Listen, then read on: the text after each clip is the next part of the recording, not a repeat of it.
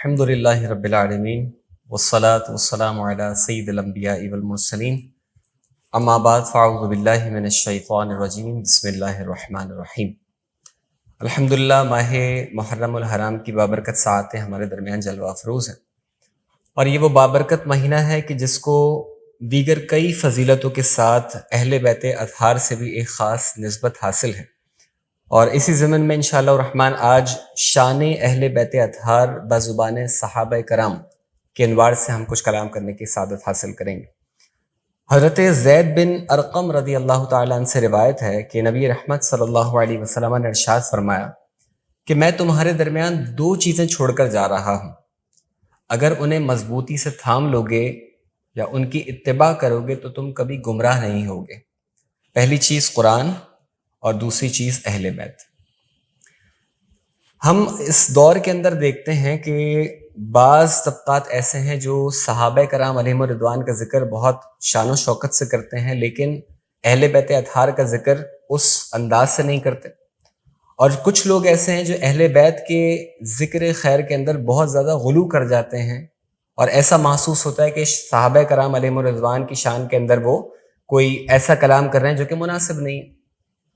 اور اگر ہم اوورآل سینیریو کی بات کریں تو دور صحابہ سے لے کر آج تک امت مسلمہ صحابہ کرام اور اہل بیت اطہار سے والہانہ محبتوں کا اظہار کرتی ہوئی آئی ہے۔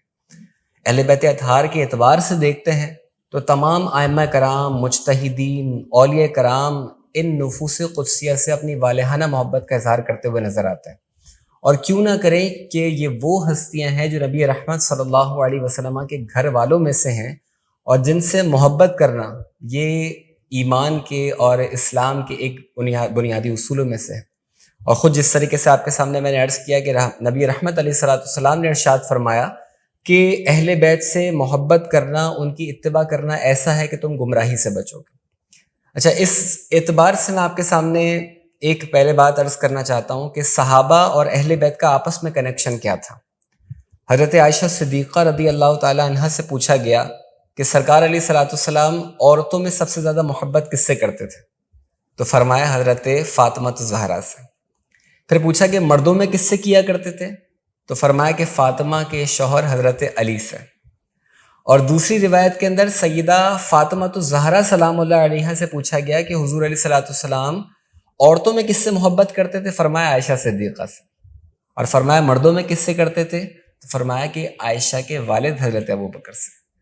تو دیکھیں آپس میں کتنا خوبصورت ان کا کنیکشن ہے کہ ایک دوسرے کے فضائل بیان کر رہے ہیں۔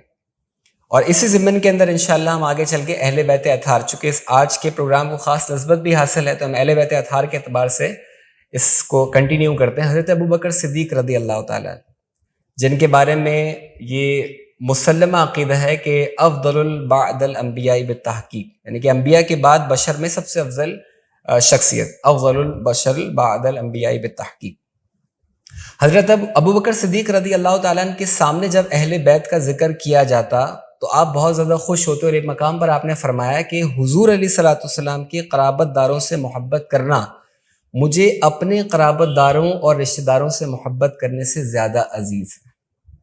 کتنی بڑی بات، اتنے بڑے خلیفہ اور یہ بات ارشاد فرما رہے ہیں کہ مجھے اپنے گھر والوں سے بڑھ کر اہل بیت کی محبت زیادہ عزیز ہے۔ وجہ کیا؟ خود سرکار علیہ الصلوۃ والسلام نے ان سے محبت کرنے کا حکم ارشاد فرمایا۔ یوں ایک مرتبہ حضرت ابوبکر صدیق رضی اللہ تعالیٰ نے اپنے گھر سے تشریف جب باہر لے کر گئے تو امام حسن وہاں پر کھیل رہے تھے، تو حضرت ابوبکر نے امام حسن کو اپنے کندھوں پر بٹھا لیا اور پھر فرمایا آپ تو ہم شکل مصطفیٰ ہیں، آپ ہم شکل علی نہیں ہیں۔ اور مولا علی وہاں پر کھڑے ہوئے مسکرا رہے تھے، یعنی کہ اپنی محبت کا اظہار کیا امام حسن سے، اور پھر فرمایا کہ آپ سے محبت کیوں نہ کی جائے کیونکہ آپ حضور علیہ الصلوۃ والسلام کے ہم شکل ہیں۔ اسی طریقے سے حضرت ابوبکر صدیق رضی اللہ تعالیٰ عنہ کے بارے میں آتا ہے کہ آپ جب وظائف وغیرہ مقرر کیا کرتے تو اس میں اہل بیت اطہار کا ایک خاص حصہ زیادہ مقرر فرماتے چونکہ ان کو نسبت حضور علیہ الصلوۃ والسلام سے حاصل تھی۔ یوں ہی حضرت عمر فاروق رضی اللہ تعالیٰ عنہ خلیفہ ثانی بالتحقیق، حضرت عمر رضی اللہ تعالیٰ عنہ کا بڑا خوبصورت ایک واقعہ ہے کہ آپ مال غنیمت تقسیم فرمانے کے لیے ایک مقام پر آپ نے صحابہ کو جمع کیا اور ڈیسائیڈ یہ کیا گیا کہ جو زیادہ خدمت گزار ہیں ان کو 500 درہم بطور تحفہ پیش کیے جائیں گے۔ تو سب صحابہ کو وہ تحفے دینے لگے. آپ کے بیٹے حضرت عبداللہ ابن عمر کی باری ہے, آپ کو بھی 500 درہم دیے. اور کیا ڈیسائیڈ ہوا تھا, جنہوں نے غزوات میں شرکت کی, جنگ میں شرکت کی, جنہوں نے بڑی خدمت کی, ان کو یہ 500 درہم دیے جائیں گے. اتنی دیر میں حسنین کریمین بھی وہاں پر تشریف لے کر آ گئے. تو حضرت عمر رضی اللہ تعالیٰ نے حضرت حسنین کریمین کو 1,000 درہم دیے. تو حضرت عبداللہ ابن عمر گھر واپس آئے اور ضمناً اپنی والدہ سے عرض کی کہ والد محترم, ویسے تو ایک ایک چیز کا بہت زبردست حساب رکھتے ہیں, آپ کا عدل و انصاف ہے, لیکن حسنین کریمین کہ جس وقت میں جنگ لڑا کرتا تھا وہ تو کم سن تھے اور گلیوں میں کھیلا کرتے تھے, تو میری خدمات زیادہ تھی, مجھے 500 درہم دیے, دیگر صحابہ کو 500 درہم دیے, اور حسنین کریمین کو 1000 درہم دیے. اب یہ بات حضرت عمر فاروق تک پہنچ گیا. آپ نے اپنے بیٹے کو بلایا, آپ نے کہا کہ یہ بتائیے کہ کیا آپ کے والد کا نام علی المرتضیٰ ہے؟ کیا آپ کی والدہ کا نام فاطمہ الزہرا ہے؟ کیا آپ کے والد محترم کا نام محمد مصطفیٰ ہے؟ کیا آپ کی نانی ختیجۃ الکبریٰ ہیں؟ کیا آپ کے ماموں ابراہیم ہیں؟ کیا آپ کی خالہ ام کلثوم, ام رقیہ اور زینب ہیں؟ کیا آپ کے چچا جعفر طیار ہیں؟ تو فرمایا کہ اگر آپ کو بھی یہ نسبتیں حاصل ہوتی تو میں آپ کو بھی 1000 درہم دیتا. تو آپ دیکھیں کتنے خوبصورت انداز میں اہل بیت اطہار سے اپنی محبت کا اظہار فرمایا, اور پھر اپنے بیٹے کو کتنے اچھے انداز میں اس کی ترغیب بھی دی کہ آپ بھی یوں اہل بیت اطہار سے محبت کریں. اچھا, جب یہ بات مولا علی کرم اللہ تعالی وجہ الکریم کو پتہ چلی, اب یہ دیکھیے کہ صحابہ کا آپس میں جو کنیکشن تھا وہ کیسا خوبصورت تھا. حضرت علی کو جب یہ بات پتہ چلی تو حضرت علی نے فرمایا کہ میں نے رسول اللہ صلی اللہ علیہ وسلم کو یہ بات فرماتے ہوئے سنا ہے کہ عمر اہل جنت کے چراغ ہیں. اچھا, حضرت عمر کو یہ بات پتہ چل گئی. آپ نے مولا علی کے پاس, آپ چند صحابہ کے پاس تشریف لے کر گئے اور فرمایا کہ میں نے علی سنا ہے کہ آپ نے کہا ہے کہ رسول اللہ نے یہ فرمایا کہ عمر اہل جنت کے چراغ ہیں. تو مولا علی نے فرمایا جی میں نے سنا ہے. تو حضرت عمر فرمانے لگے کہ کیا آپ مجھے یہ اپنے دست مبارک سے لکھ کر دے سکتے ہیں؟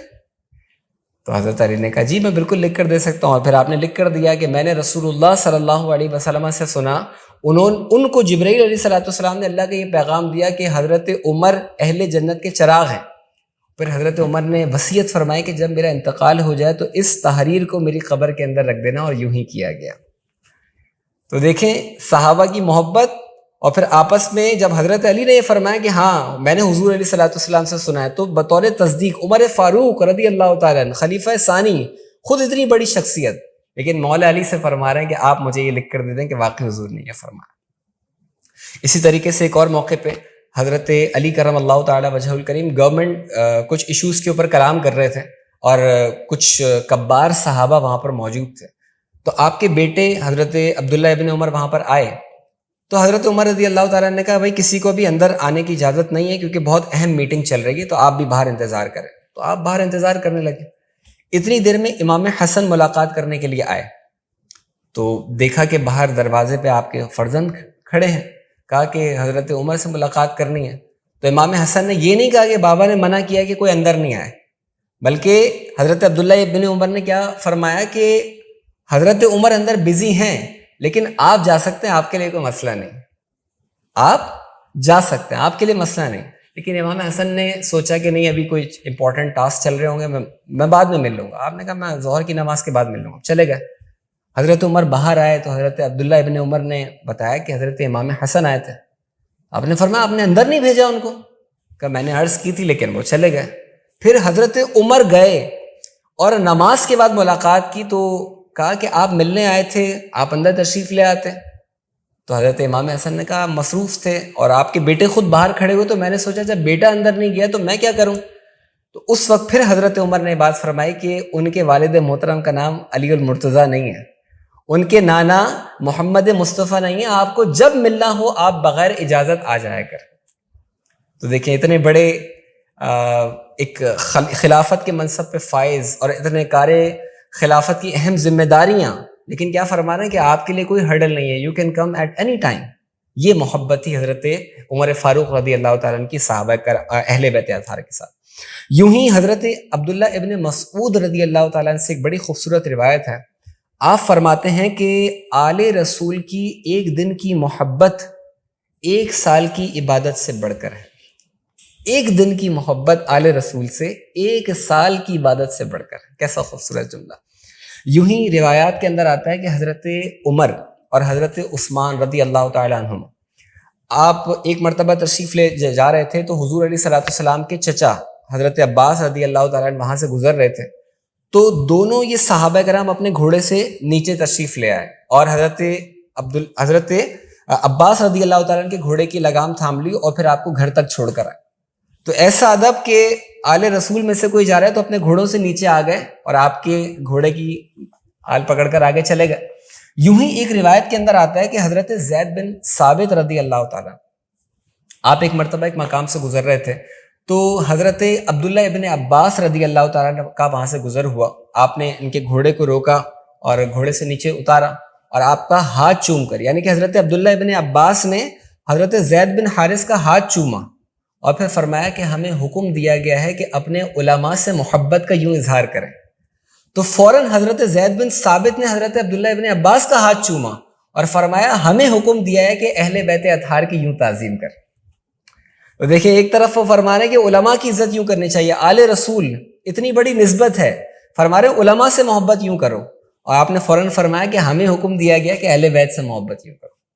تو دیکھیں صحابہ کس انداز میں اہل بیت اطہار کی تعظیم کیا کرتے تھے۔ الغرض آپ کسی بھی اعتبار سے دیکھ لیں، صحابہ کرام کا یہ معمول تھا کہ جب آپ محبت کے اظہار کی باری آتی تو اپنے گھر والوں سے بڑھ کر اہل بیت اطہار سے محبت کا اظہار کرتے۔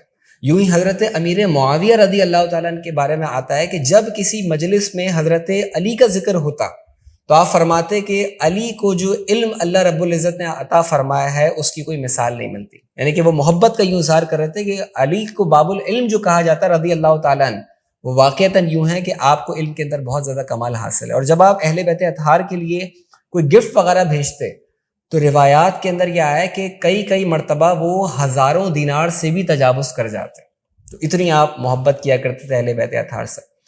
تو خلاصہ اور کنکلوژن اس گفتگو کا یہ ہوا کہ صحابہ کرام علیہم الرضوان جب محبتوں کا اظہار کیا کرتے تھے، جب خیال کرنے کی باری آتی، جب تعظیم کرنے کی باری آتی، جب ادب و احترام کرنے کی باری آتی، تو اہل بیت سے محبت کا جو ان کا انداز تھا وہ اپنے گھر والوں سے بھی بڑھ کر ہوتا۔ اس سے ہمیں کیا بات ملتی ہے؟